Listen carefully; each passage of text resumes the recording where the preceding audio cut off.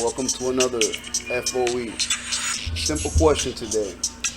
Is healthcare a right? Absolutely not. Now, it took me a while to figure this out. I started getting into politics. It took me about 3 years to really think down and listen. Why is this a right or why is it not a right? I'm not going to explain why because Sowell's going to do it better.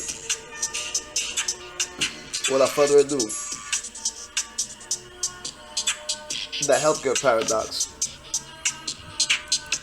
Although it has been proclaimed that healthcare is a right, not a privilege, this neat dichotomy ignores the vast territory in between, where most decisions are made as trade-offs.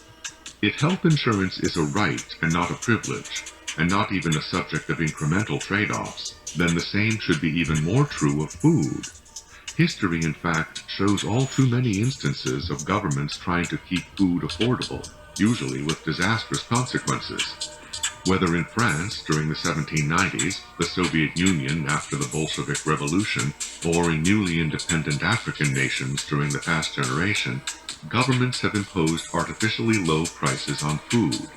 In each case, this led to artificially low supplies of food and artificially high levels of hunger. People who complain about the prohibitive cost of housing, or of going to college, for example, fail to understand that the whole point of costs is to be prohibitive.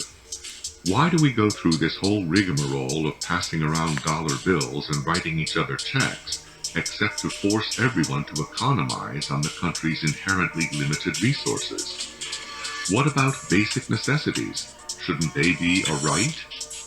The idea certainly sounds nice, but the very fact that we can seriously entertain such a notion as if we were God on the first day of creation, instead of mortals constrained by the universe we find in place, shows the utter unreality of failing to understand that we can only make choices among alternatives actually available. For society as a whole, nothing comes as a right to which we are entitled. Even bare subsistence has to be produced, and produced at a cost of heavy toil for much of human history.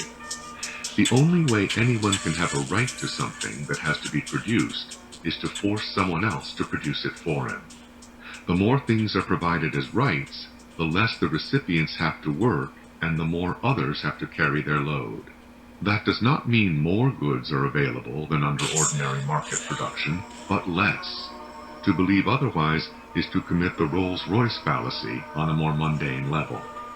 For the government to make some things more affordable is to make other things less affordable, and to destroy people's freedom to make their own trade-offs as they see fit in the light of economic realities, rather than political visions.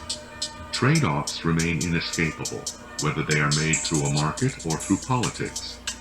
The difference is that price tags present all the trade-offs simultaneously, while political affordability policies arbitrarily fix on whatever is hot at the moment. That is why cities have been financing all kinds of boondoggles for years, while their bridges rusted and their roadways crumbled.